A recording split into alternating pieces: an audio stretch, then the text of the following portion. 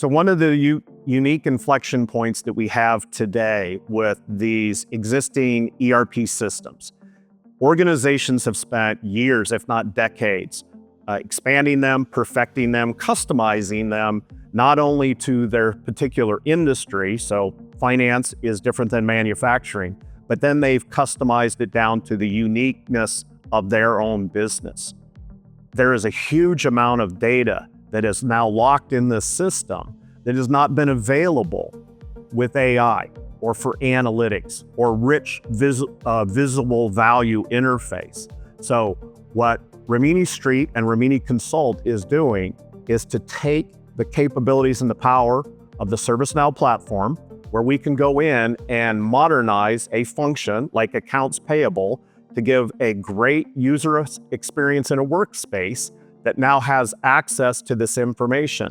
So I can initiate tasks, I can respond to inquiries, I can now start to analyze and look at things and get rich KPIs, like how long is it taking us to raise and process a purchase order?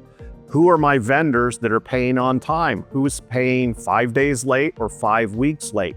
Those types of value propositions have direct impact to the bottom line and to the P&L.